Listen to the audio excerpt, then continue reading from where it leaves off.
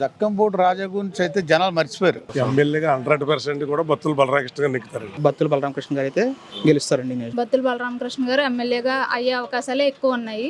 ఎక్కువ మెజార్టీ ప్రజలు అభ్యర్థి ఇచ్చి బలరామకృష్ణ గారు కూడా గెలుస్తారు. 100% నెక్కుతాం. పురంధేశ్వరి గారి మెజార్టీ 1,50,000 వచ్చినా మీరు ఆశ్చర్యపడకపోద్దు. మెజార్టీ జగన్ ప్రభుత్వంలో అభివృద్ధి ఏదండి? చంద్రబాబు నాయుడు గారు విజన్ ఉన్న నాయకుడు అండి. పథకాలు కూడా చాలా సక్రమంగా అందినాయండి. బత్తు బలరామకృష్ణ గారు మంచి వల్ల నాకు తెలిసినంత వరకు 35,000 నుంచి 45,000 మొత్తం మీద మెజార్టీ మీద గెలిచే అవకాశాలు ఎక్కువ ఉన్నాయని నా ఉద్దేశం. జక్కంపూడి రామ్మోహన్ రావు వల్ల ఈ నియోజకవర్గం అభివృద్ధి చెందింది. నా పేరు దూరంపూడి నాగమనేశ్వరరావు. నేను రాదేపాలెం ఎక్స్ సర్పంచ్ని. నేను గత 40 సంవత్సరాలుగా వైఎస్ఆర్సీపీలో ఉండి జగ్గంపూడి రామ్మోహన్ రావు గారితో పనిచేసిన వ్యక్తిని. రాజా చిన్న కుర్రోడప్పుడు వాళ్ళ ఇంటికి వెళ్ళి అన్ని చేసిన, స్కూల్కి వెళ్ళేవాడు. అలాంటప్పటి నుంచి కూడా వాళ్ళ ఇంట్లో మాకు మంచి సత్సంగాలు ఉండి బాగా మంచి వాళ్ళకు కూడా బంధువు మొత్తం కూడా మాకు ఉంది.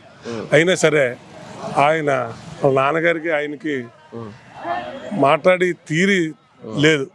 ఎవరినైతే ఉంచుకుంటే పని చేద్దాం, ఎవరితోటైతే మనం పని చేయించుకుందాం అన్న విధానం లేకుండా ఎవరో ఊరికి ఒక్కొక్క నాయకుడిని పెట్టుకుని ఆ నాయకుడి చేత మా 4-5 గ్రూపులు పెట్టుకోవడం వల్ల ఈ వైసీపీకి నష్టం కలుగుతుంది. మరి ఇప్పుడు ఇక్కడ బత్తుల బలరామకృష్ణ గారు జనసేన పార్టీ నుంచి ఒక పక్క జక్కంపూడి రాజు గారు వైఎస్ఆర్ ఇద్దరు ఎమ్మెల్యేగా గెలిచే అవకాశం. ఎమ్మెల్యేగా 100% కూడా బత్తుల బలరామకృష్ణ గారు నెక్కుతారండి.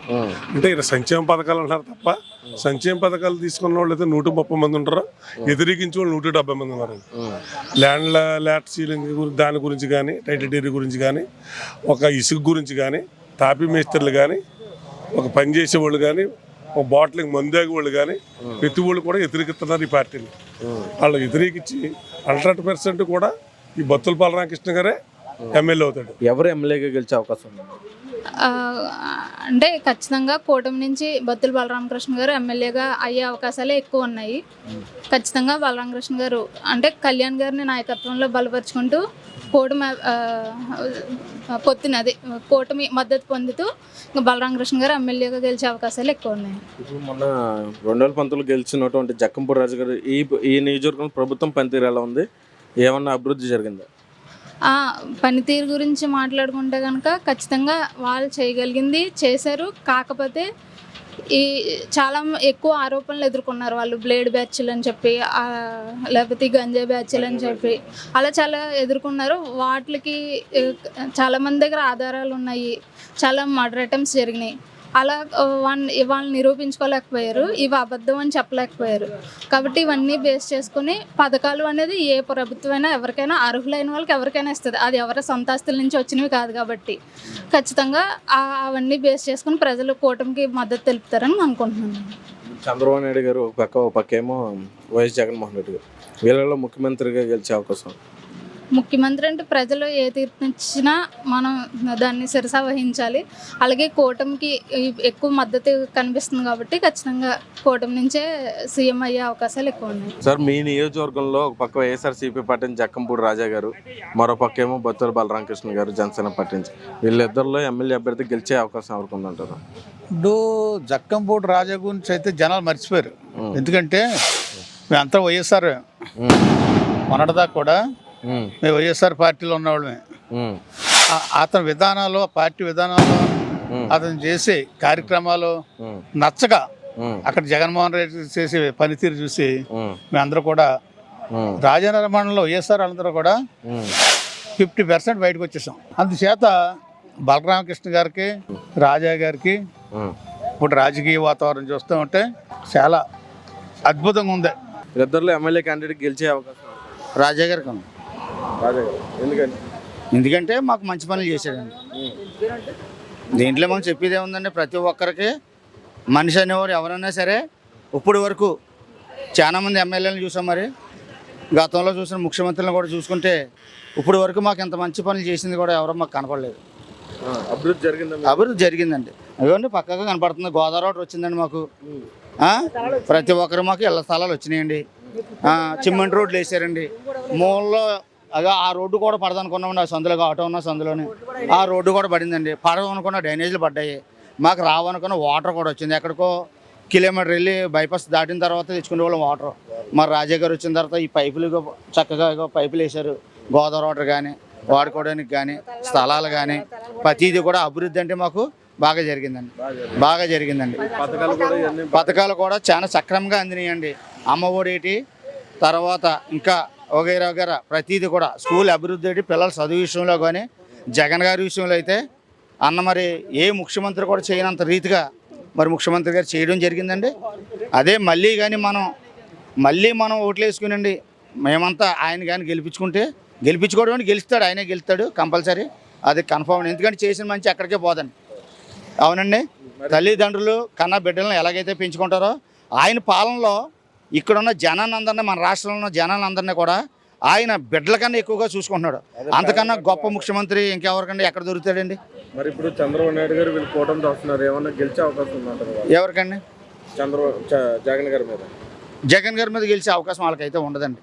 ఎందుకంటే ఆయన ఏనాడు ఎవరికి ఏమీ చేయలేదు. ఆయన చేసిన వాగ్దానాలను నెరవేర్చలేదు. ఆయన ఏదో పెట్టాడు, డోకరా రుణమాఫీ అన్నాడు చేయలేదు, రైతులకు రుణమాఫీ అన్నాడు చేయలేదు.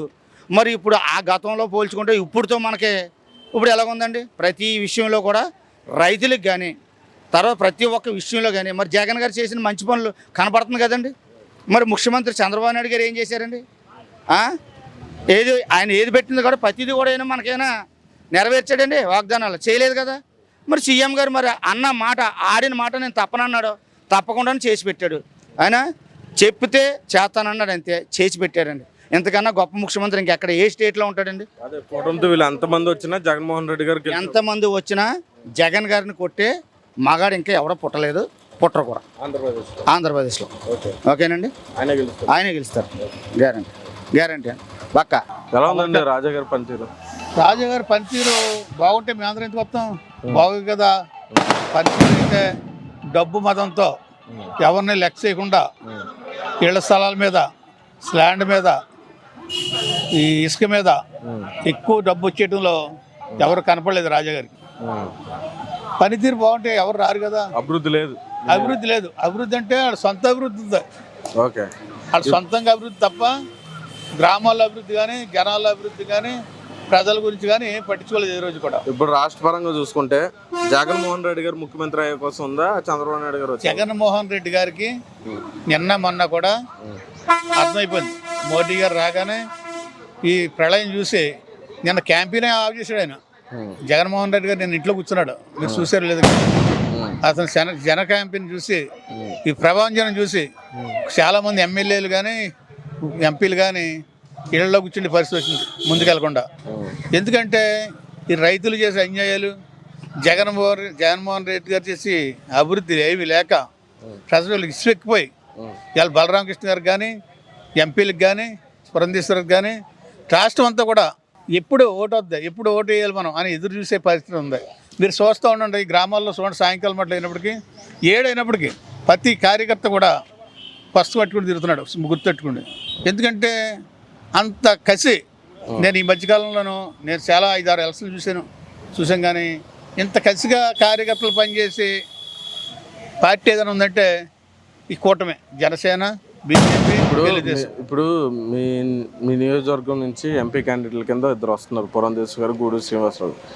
వీళ్ళిద్దరు ఎవరు గెలిచే అవకాశం ఉంది? పురంధేశ్వర్ గారికి వైఎస్ఆర్ డాక్టర్ గారికి సంబంధం లేదు. అసలు డాక్టర్ గారు తిరిగే పరిస్థితి లేదు. ఎక్కడైనా చూడండి, ఏ ఊర్లో 10 మంది ఉన్నారేమో. డాక్టర్ గారు అయిపోయాడు, వదిలేసాడు కూడా రాజకీయం. ఎవరు జనం ఉండలేదు, ఏం చేస్తాడు పాపం. ఎవరు జనం ఉండకుండా ఇడికి వెళ్తున్నాడు, కొద్దిగా వెళ్తుంటే ఎవరో పిచ్చోళ్ళు తిరుగుతున్నాడు అతను, అంతే తప్ప అతను ఎమ్మెల్యేలు కూడా కోఆపరేట్ చేయట్లేదు. ఎమ్మెల్యేలు తిన్నా పట్టించుకోవట్లేదు. ఆ పరిస్థితి వచ్చింది అతనికి. ఎందుకంటే పురంధేశ్వర్ అనగారండి ఎన్టీ రామారావు కుమార్తె ఆవిడ. గతంలో కేంద్ర మంత్రి చేసింది బీజేపీలో.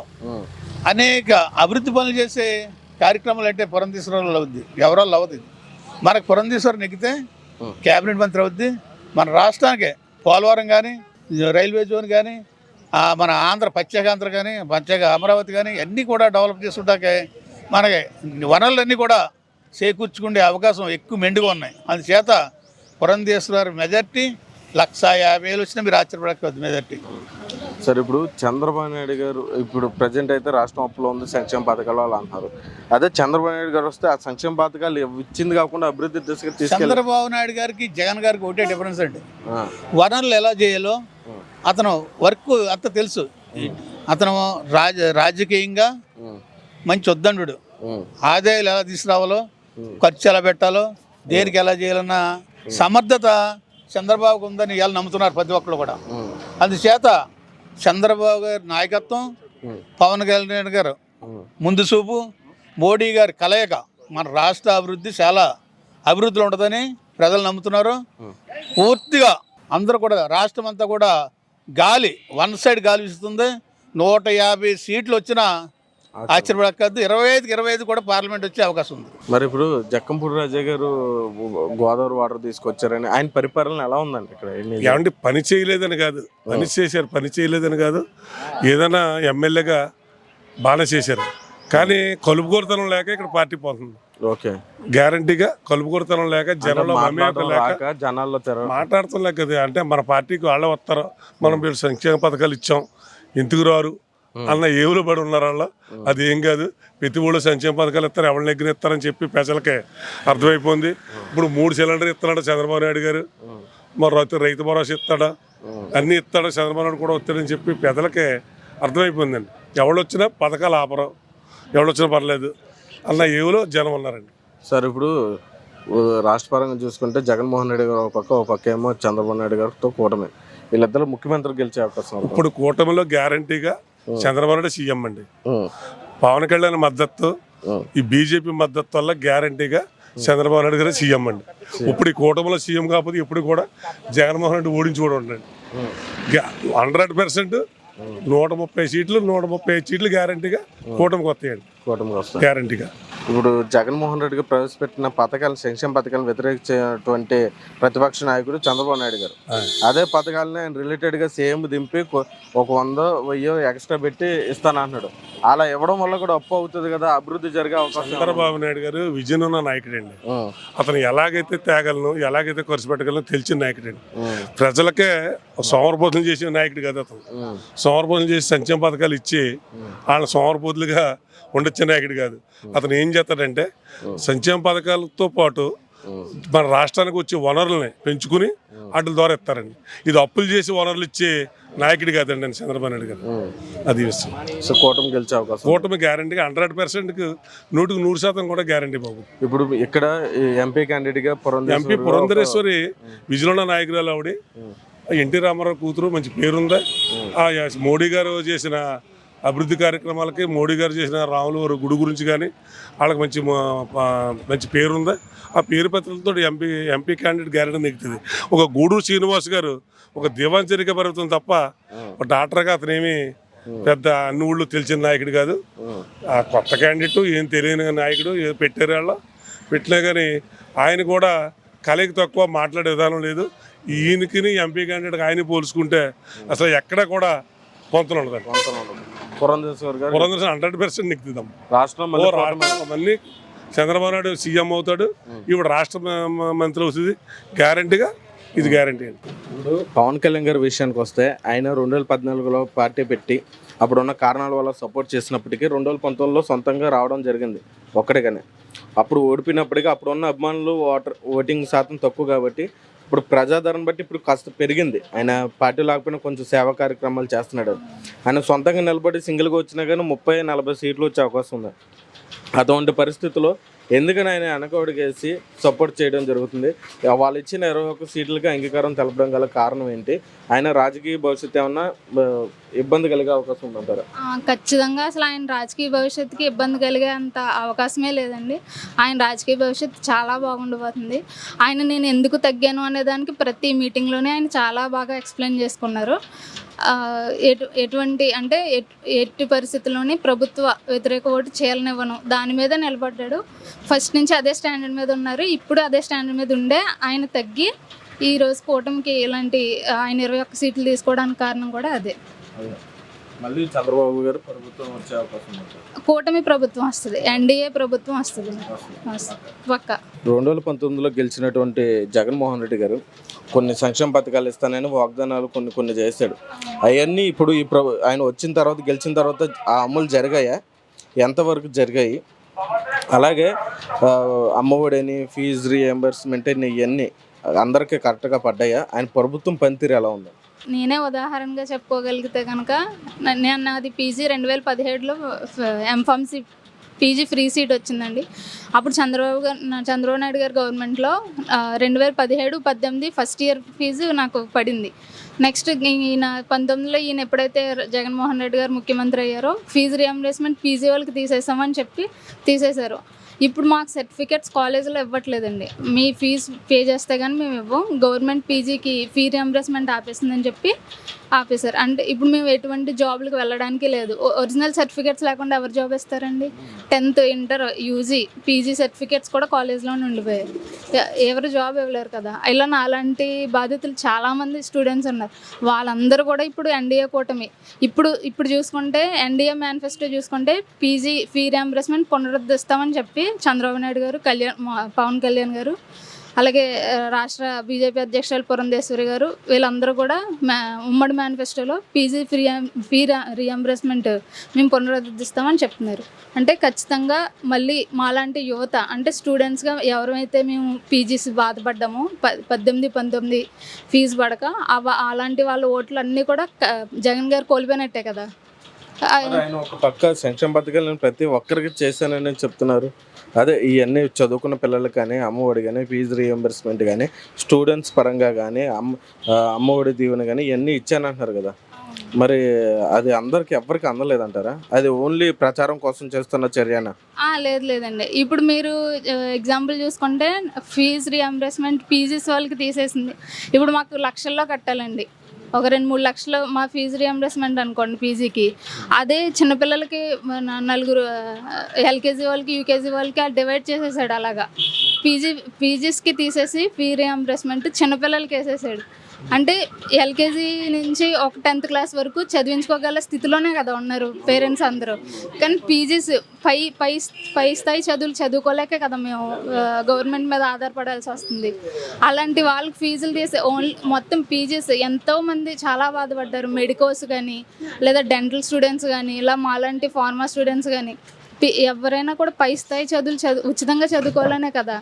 ఇంట్లో ఆర్థిక స్తోమత బాగోక పై స్థాయిలు చదువుకోవాలన్న కోరికతోనే మేము చదువుకుంటున్నాం.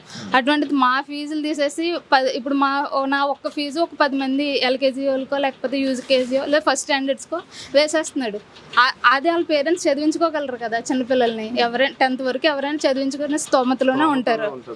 అది వెళ్ళట్లేదు. ఈ ఫీజులు ఇలా కట్ చేసేసి వాళ్ళకి వేసేస్తున్నాడు. అంటే ఎంతసేపు ఆయన ఓట్ బ్యాంక్ గురించి సంక్షేమ పథకాలే సృష్టించాడు.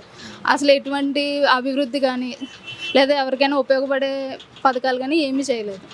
అదే జగన్మోహన్ రెడ్డి గారు నేను సంక్షేమ పథకం ప్రతి గడపకి ఇచ్చాను, మీకు మేలు జరిగితేనే నాకు ఓటేనని ధీమాగా చెప్పడం గల కారణం ఆయన సొంత ఆస్తుల నుంచి ఇవ్వలేదు కదండి. ఇప్పుడు అభివృద్ధి అంటే సంపద సృష్టించకుండా అప్పులు తెచ్చి పథకాలు వేసేసానంటే ఈరోజు ప్రజలు ఎవరు కూడా అంత అమాయకత్వంగా లేరు. చాలా తెలివిగానే ఉన్నారు. ఆయన ఇచ్చిందంతా మనకి ట్యాక్స్ ద్వారా పోతుందంతా అనేది చాలా బాగా గమనించుకుంటున్నారు. అది చదువుకున్న వల్ల చదువు లేని వల్ల అని లేరు. ప్రతి ఒక్కరు ఎవరి కష్టం మీద వాళ్ళు ఆధారపడే కదా బతుకుతున్నారు. వాళ్ళందరికీ తెలిసిందే. ఇప్పుడు తెలుగుదేశం నుంచి చంద్రబాబు నాయుడు గారు మొన్న మేనిఫెస్టో రిలీజ్ చేశారు. జగన్ గారు పెట్టిన పథకాలని నేను వాలంటీర్ వ్యవస్థ కానీ ఏమి తీయకుండా ఉన్న దాని మీద నేను 1000-2000 ఎక్కువ ఇస్తాను, 3000 అయితే 4000 ఇస్తాను, 5000 అయితే 6000 ఇస్తానని చెప్పడం జరిగింది మేనిఫెస్టోలో. మరి ఈయన ప్రభుత్వంలో ఉన్నప్పుడు వ్యతిరేకించినటువంటి సంక్షేమ పథకాలని ఆయనే సేమ్ యాజ్ ఇట్ ఈజ్ ఇస్తానన్నారు. దీనివల్ల ఈయన ప్రభుత్వంలో అప్పులు అయినప్పుడు మరి ఆయన వచ్చాక కూడా కొంచెం ఎక్కువ పెంచేస్తున్నారు కదా. అప్పులు అవుతాయి కదా. మరి ఇప్పుడు మీరు చూసుకుంటే మద్య నిషేధం చేస్తానని చెప్పి ఎక్కడ డిజిటల్ పేమెంట్ లేకుండా డైరెక్ట్ మనీయే తీసుకుంటున్నారు. అదే డిజిటల్ ట్రాన్సాక్షన్ జరిగితే మనకి గవర్నమెంట్కి అమౌంటే కదా. అలాగే ఇసుక అసలు ఎక్కడ ఇసుక పాలసీ అని తెచ్చాడు, ఎవరికి ఉపయోగం లేదు. భవన నిర్మాణ కార్మికులను పొట్టగొట్టారు. అలా ఏది చూసుకున్నా ఆయన డిజిటల్ ట్రాన్సాక్షన్ లేకుండానే చేశారు. ఇప్పుడు చంద్రబాబు నాయుడు గారు అనేది అప్పులు తెచ్చి సంక్షేమ పథకాలు చేయడం అనేది తప్పు. సంపద సృష్టించి సంక్షేమ పథకాలు ఇవ్వడం మంచిది అని చెప్తున్నారు. ఇప్పుడు చంద్రబాబు నాయుడు గారే కాదు, కూటమి పవన్ కళ్యాణ్ గారు కానీ చంద్రబాబు నాయుడు గారు కానీ పురంధేశ్వరి గారు కానీ ఎవరైనా కూడా వాళ్ళు చెప్పేది ఏంటంటే సంపద సృష్టించి పథకాలు అమలు చేయాలి. సంక్షేమంతో పాటు అభివృద్ధి కూడా జరగాలి. జగన్ ప్రభుత్వంలో అభివృద్ధి ఏదండి? రాజధాని ఏది? ఈ రోజుకి క్వశ్చన్ అడిగితే ఉంటే అసలు రాజధాని ఏదంటే ఇప్పటికీ క్వశ్చన్ మార్క్లో ఉన్నామంటే ఎంత దీనస్థితిలో ఉన్నామో మనం ఆలోచించండి.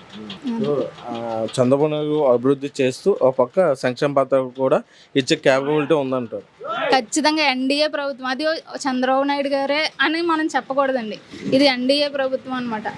పవన్ కళ్యాణ్ గారు, చంద్రబాబు నాయుడు గారు, పురంధేశ్వర్ గారు బాధ్యత అది. మన ఆంధ్రప్రదేశ్ బాధ్యత వాళ్ళ ముగ్గురిది. అంటే ఎన్డీఏ కూటమి ప్రభుత్వం అనేది. అలా మీ నియోజకవర్గం నుంచి జక్కంపూడి రాజా గారు వైఎస్ఆర్సీపీ పార్టీ నుంచి, అలాగే జనసేన పార్టీ నుంచి బత్తుల బలరామకృష్ణ గారు, వీళ్ళిద్దరిలో ఎమ్మెల్యే క్యాండిడేట్గా గెలిచే అవకాశం ఎవరికి ఉందంట? ఖచ్చితంగా అలయన్స్ విజయం సాధిస్తుందండి ఈ నియోజకవర్గం. అంటే అది ఎంత మెజారిటీ, 10,000 5,000 అన్నది తెలియదు, కానీ ఖచ్చితంగా బత్తుల బలరామకృష్ణ గారు అయితే గెలుస్తారండి ఈ నియోజకవర్గంలో. ఎలా ఉందండి జక్కంపూడి రాజా గారి పరిపాలన? అంటే అక్కడ సింగిల్గా ఓన్లీ రాజధాని నియోజకవర్గం బేస్ చేసుకుని మనం మాట్లాడడం తప్పు అవుతుందేమో అండి ప్రస్తుతం ఉన్న పరిస్థితుల్లో. ఎంటైర్ ఏపీ పరిపాలన చూసుకుంటే, జగన్ గారి పరిపాలన చూసుకుంటే, దాంతో వేరే చేసుకున్నప్పుడు ప్రస్తుతం ఉన్న పరిస్థితుల ఆధారంగా ఈ గవర్నమెంట్ పోతే తప్ప ఆంధ్రప్రదేశ్ భవిష్యత్తు అయితే బాగుండదండి ఖచ్చితంగా.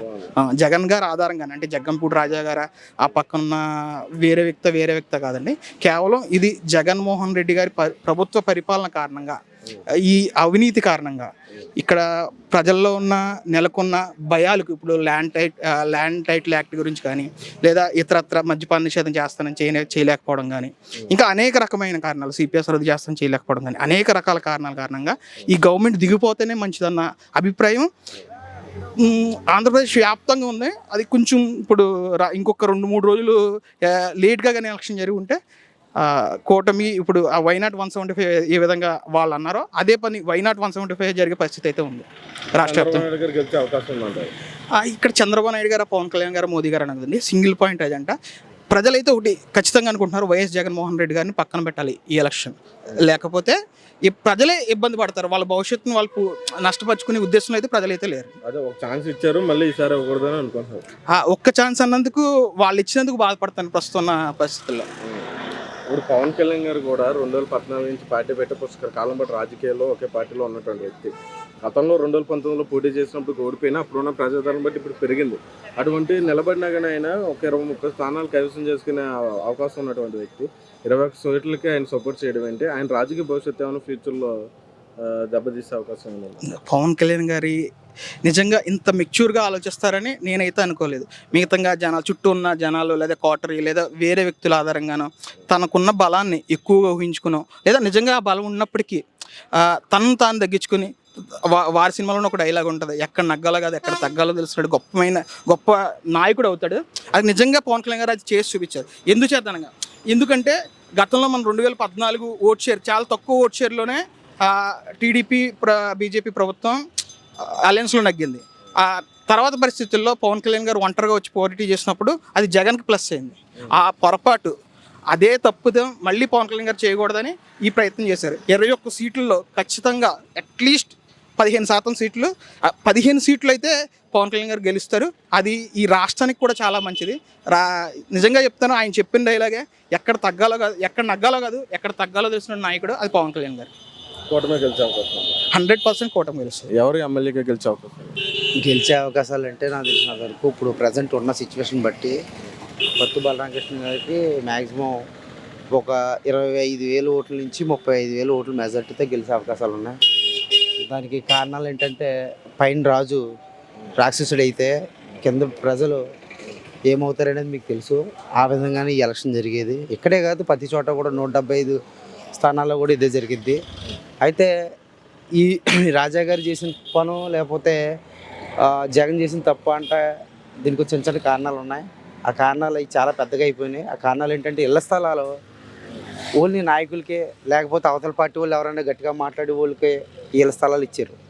ఒక నార్మల్గా ఒకే ఇంట్లో 3 నుండి నలిగిపోయే వ్యక్తులు కానీ, ఒకే కుటుంబం నుంచి ఒక 5 ఉన్న కుటుంబాలకు కానీ వాళ్ళు ఎప్పుడు బయటకు వచ్చి గట్టిగా మాట్లాడలేకపోవడం కానీ, ఏదో ఆ పార్టీలో తిరిగి ఈ పార్టీలో తిరిగి మనల్ని నలిపేస్తారని భయం కానీ, ఓ స్టేషన్ అంటే భయం కానీ, ఇలాంటి వాళ్ళకి ఇళ్ల స్థలాలు రాయలేదు. అంటే వాళ్ళు అవసరం లేదనుకోవడం ఏంటో నాయకులు మనస్తత్వం. ఆ వైఎస్ఆర్సీపీలో ఉన్న ప్రాబ్లం అది. దానివల్ల ఇవాళ బత్తు బలరామకృష్ణ గారు మంచి వల్ల నాకు తెలిసినంత వరకు 35,000 నుంచి 45,000, 25,000 నుంచి 35,000 ఈ మధ్యలో మొత్తం మీద మెజార్టీ మీద గెలిచే అవకాశాలు ఎక్కువ ఉన్నాయని నా ఉద్దేశం. జగన్మోహన్ రాజా గారి పరిపాలన ఎలా ఉంది? అలాగే ఆయన పరిపాలనలో యువత కొంచెం రాంగ్ రూట్ తప్పి కొంచెం గాంజాయి అంటూ, కొంచెం బ్లేడ్ బ్యాచ్ అంటూ ఇలా తిరుగుతున్నాయని అపోహలు ఉన్నాయి. నిజమేనంటారు? యాక్చువల్గా ఏంటంటే, ఏ నాయకుడు అలా గాంజా బ్యాచ్లో కానీ ఏం చేయడానికి అవకాశాలు లేవు. కానీ ఓ పనులు లేకో, ఓ డ్రింక్ చేయడానికి డబ్బులు లేకో, అవసరాలకి డబ్బులు లేకో ఈ ఖాళీగా ఉండే జనం చేసే పనులు అయ్యి అయితే అవి అరికట్టకపోవడం రాజా గారు తప్పని నా ఉద్దేశం. ఎందుకంటే ఇక్కడే ఇదే సూర్యాపేట నుంచి ఇలాగా కానవరం నుంచి ఇటు సైడ్ నుంచి వచ్చే తెల్లరగట్ల 4 గంటలకు 5 గంటలకు వచ్చే కాయలు అమ్ముకుంటే రైతులు వాళ్ళ డబ్బులతో 30,000 ఉంటాయి, 20,000 ఉంటానో ఈ బ్లేడ్ చూపించి ఆ డబ్బులు అవి తీసుకోవడం, బెదిరించడం ఇది కొంచెం ఎక్కువయ్యింది. అయితే నా ఉద్దేశ ప్రకారం ఏంటంటే కొంచెం కట్టుకుంటే బాగుంటుంది. అరికట్టే విధానం చేయలేదు. అది అలాగే రాష్ట్ర పరంగా చూసుకుంటే చంద్రబాబు నాయుడు గారు గెలిచే అవకాశం ఉందా, లేకపోతే జగన్మోహన్ రెడ్డి గారు మళ్ళీ వచ్చే అవకాశం ముఖ్యమంత్రిగా అయితే నాకు తెలిసి చంద్రబాబు నాయుడు గారే. ఎందుకంటే ఒక చోట తప్పు జరిగింది అనుకోవడానికి లేదు. 175 స్థానాల్లో కూడా అదే జరిగింది.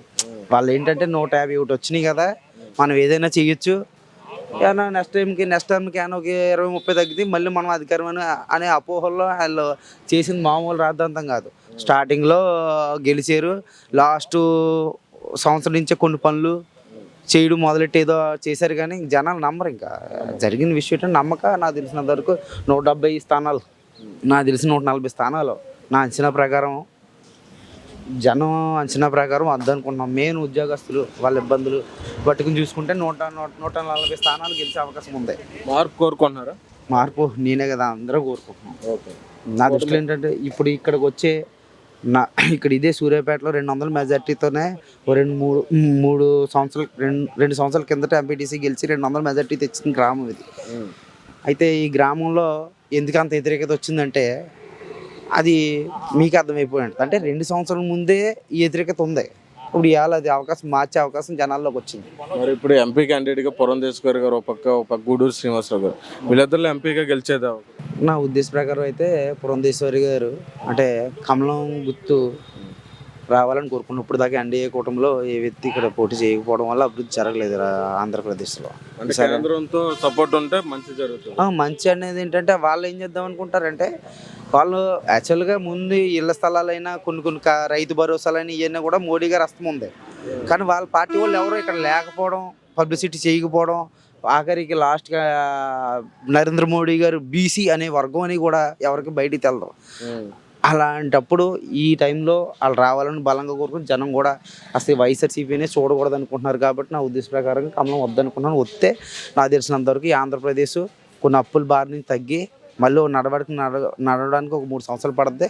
మళ్ళీ వచ్చే 10 సంవత్సరాలకే ఈ ఆంధ్రప్రదేశ్ బాగుంటుంది. అంటే 5 సంవత్సరాల తర్వాత ఈ ప్రభుత్వం బాగుండడం చూసి మళ్ళీ కంటిన్యూ చేస్తారు తప్ప మళ్ళీ వైఎస్ఆర్సీపీ ఎప్పటికీ కోరుకోరు. అది మళ్ళీ చంద్రబాబు రావాలి అంటే ప్రజలు మార్పు కోరుకుంటున్నారండి. కళ్యాణ్ గారి నాయకత్వాన్ని బలపరచడానికి, అలాగే మోడీ గారి నాయకత్వాన్ని బలపరచడానికి ప్రజలు సిద్ధంగా ఉన్నారని మేము అనుకుంటున్నాం సార్. మాకున్న అనుభవం రీత్యా బత్తుల బలరామకృష్ణ గారు వచ్చే అవకాశం ఉంది. అంటే కళ్యాణ్ గారిని బేస్ చేసుకుని అంటే ఇక్కడ బత్తుల బలరామకృష్ణ గారు లేదనుకుంటే పురంధేశ్వరి గారు అన్నది కాకుండా మోడీ గారు ప్రభావంతో పురంధేశ్వరి గారు పార్లమెంట్ అభ్యర్థిగా గెలుస్తారు. అలాగే పవన్ కళ్యాణ్ గారి నాయకత్వాన్ని బలపడడానికి కూటమి అభ్యర్థిని ఎక్కువ మెజార్టీ ప్రజలు అభ్యర్థి ఇచ్చి బలరామకృష్ణ గారు కూడా గెలిపిస్తారు. సార్ మరి రాష్ట్ర పరంగా చూసుకుంటే చంద్రబాబు నాయుడు గారు వచ్చే అవకాశం ఉందా, లేకపోతే మళ్ళీ జగన్మోహన్ రెడ్డి గారు గెలిచే అవకాశం? కూటమి నుంచి చంద్రబాబు నాయుడు గారు సీఎం అయ్యే అవకాశం ఉన్నదండి. కూటమి ఖచ్చితంగా గెలుస్తుందని 125 నుంచి 140 స్థానాల వరకు ఎట్టి పరిస్థితుల్లో తెలిసి కూటమియే గవర్నమెంట్ ఫామ్ చేస్తుందండి. సార్ ఇప్పుడు జగన్మోహన్ రెడ్డి గారు ప్రవేశపెట్టిన సంక్షేమ పథకాలని వ్యతిరేకించి ఖండించినటువంటి వ్యక్తి చంద్రబాబు నాయుడు గారు ప్రతిపక్షంలో ఉన్నప్పుడు, అదే వ్యక్తి సేమ్ మేనిఫెస్టోలో ఏ పథకాలని 1 వంతు 2 వంతులకి పెంచిస్తాను అని చెప్పేస్తున్నారు.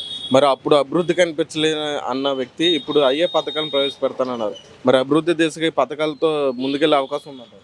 అవి పవన్ కళ్యాణ్ గారు కానీ చంద్రబాబు నాయుడు గారు కానీ కూటమిని ఒప్పించేటప్పుడు గతంలో చిన్న పొరపాట్లు జరిగినాయి. ఆ పొరపాట్లు జరగకుండా ఇప్పుడు మేము కూటమిగా ఏర్పడి దానికి సంబంధించిన వివరాలన్నీ మీకు ఎప్పటికప్పుడు కళ్యాణ్ గారు ప్రతి మీటింగ్లో చెప్తా ఉన్నారు. అది ప్రజలు మీడియా ద్వారా చూస్తూ ఉన్నారు. ఆ పొరపాట్లు జరగకుండా దాన్ని సరి చేసుకుంటా మనకు రాష్ట్రానికి రాజధాని లేదు కాబట్టి రాజధాని నిర్మాణం, పోలవరం పూర్తి అవ్వలేదు కాబట్టి పోలవరాన్ని, అలాగే మనకి ఎడ్యుకేటెడ్ యూత్ ఉన్నారు. ఆ యూత్ అందరూ కూడా కూటమిని బలపరచడానికి సిద్ధంగా ఉన్నారు. చంద్రబాబు నాయుడు గారు కూటమిలో చంద్రబాబు నాయుడు గారు సీఎం అవుతారు. వీళ్ళలో ఎమ్మెల్యే అభ్యర్థి గెలిచే అవకాశం ఎవరికి ఉందంటారు? 1989లో ఈ నియోజకవర్గంలో జక్కంపూడి రామ్మోహన్ గారు గెలిచారు. జక్కంపూడి రాజా గారు వాళ్ళ నాన్నగారు. అప్పుడు ఈ నియోజకవర్గం అభివృద్ధి చెందిందంటే ఆ రోజు జక్కంపూడి రామ్మోహన్ గారి వల్ల ఈ నియోజకవర్గం అభివృద్ధి చెందిందని ప్రజలందరికీ కూడా తెలుసున్న విషయం. అలాగే గత 15 సంవత్సరాలు తెలుగుదేశం పార్టీ అధికారులు ఉండేది. 2019లో రాజాబాబు వచ్చిన తర్వాత ఈ నియోజకవర్గం అభివృద్ధి చెందింది. అలాగే ఈ నియోజకవర్గంలో 83 గ్రామాలు ఉన్నాయి. 83 గ్రామాలు కూడా అభివృద్ధి చెందాయి. అలాగే 3 మండలాల్లో సీతానగరం మండలంలో అత్యధికంగా 96 కోట్లు ఖర్చు పెట్టి రోడ్డు వేయడం జరిగింది. రాజకీయ అనుభవం ఉన్న కుటుంబం జక్కంపూడి కుటుంబం. అలాగే ఇక్కడ రాజానగరం మండలంలో స్వతంత్రం వచ్చినప్పటి నుంచి కూడా మంచినీటి సమస్య చాలా ఎక్కువ. ఈరోజు ఆ సమస్య తెచ్చిన ఏకైక వ్యక్తి ఎవరు అంటే జక్కంపూడి రాజాబాబు గారు. అలాగే వాళ్ళ ఇంట్లో వాళ్ళ అమ్మగారు, వాళ్ళ తమ్ముడు మంచి స్నేహబలం ఉన్న వ్యక్తి. ఈరోజు వేరే వాళ్ళు రాజకీయంగా వచ్చారంటే వాళ్ళకి రాజకీయ అనుభవం లేదు. డబ్బులు అంటే ఉంటాయి కానీ డబ్బు ఉన్నంత మాత్రాన రాజకీయాల్లో విజయం సాధించడం కష్టం. ఎందుకంటే ఈ నియోజకవర్గంలో ప్రజలతో మమకమై ఉన్న వ్యక్తికే ఈ నియోజకవర్గం ఎప్పుడు పట్టం కడుతుంది. అంతకంటే ఈరోజు కోరుకొండ మండలంలో కూడా దేవాదాయ శాఖకు సంబంధించిన జనాలకు ఉన్న భూముల్ని దేవాదాయ శాఖ అన్నవరం దేవస్థానం వాళ్ళు పట్టాలు నాపి వాళ్ళు అదొక విధంగా దోచుకుంటం వల్ల కోరుకొండ మండలంలో రైతులు చాలా ఇబ్బంది పడుతున్నారు. అలాగే ఇప్పుడు రాష్ట్ర పరంగా చూసుకుంటే చంద్రబాబు నాయుడు గారు గెలిచే అవకాశం ఉందా, లేదంటే జగన్మోహన్ రెడ్డి గారు మళ్ళీ ముఖ్యమంత్రిగా అయ్యే అవకాశం? రాష్ట్ర వ్యాప్తంగా చూసుకుంటే చంద్రబాబు గారిని గెలిపిస్తే అమరావతి అభివృద్ధి చెందదు కానీ ఈ రాష్ట్రం ఏమీ అభివృద్ధి చెందదు. ఉదాహరణకు జగన్మోహన్ రెడ్డి గారు నాయకత్వంలో ఈ రాష్ట్రం ఇప్పుడు దాకా ఇదివరకు ఏ విధంగా ఉందో ఇప్పుడు ఏ విధంగా ఉన్నది కూడా ఒకసారి ఆలోచించుకోవాలి. ఎందుకంటే ఆర్థికంగా వెనకబడిన విద్యార్థుల సమస్య బాగా ఎక్కువ ఉంది. వాళ్ళకి అభివృద్ధి ఇప్పుడే కొద్దిగా స్కూల్లో అవి బాగుండడం, కొత్తగా మెడికల్ కాలేజీలు రావడం, ఇంజనీరింగ్ కాలేజీలు రావడం జరిగింది. అవన్నీ అభివృద్ధి చెందాలంటే ఇంకొకసారి జగన్మోహన్ రెడ్డి గారికి అవకాశం కల్పించడం వల్ల నేడు విద్యార్థుల భవిష్యత్తు బాగుంటుంది. ఆర్థికంగా వెనకబడిన వాళ్ళకి మంచి ఉపాధి అవకాశాలు ఉంటాయి. అలాగే 17 కాలేజీలు ఈ రాష్ట్రంలో కొత్తగా మెడికల్ కాలేజీలు తేవడం అనేది చాలా అభినందించవలసిన విషయం. స్వతంత్రం వచ్చిన తర్వాత రాజమండ్రిలో 2 తూర్పుగోదావరి జిల్లాలో రాజమండ్రి, కాకినాడలోనే గవర్నమెంట్ హాస్పిటల్ పెద్దగా ఉంది. ఈరోజు కొత్తగా హాస్పిటల్ రావడం వల్ల ప్రజలకి ఎంతో ఉపయోగపడే అవకాశం ఉంది. దానివల్ల మేము జగన్మోహన్ రెడ్డి గారు మళ్ళా తప్పుగా గెలుస్తారు. అలాగే నియోజకవర్గంలో జక్కంపూడి రాజాబాబు విజయం సాధిస్తారని మేము మనస్ఫూర్తిగా నమ్ముతున్నాం.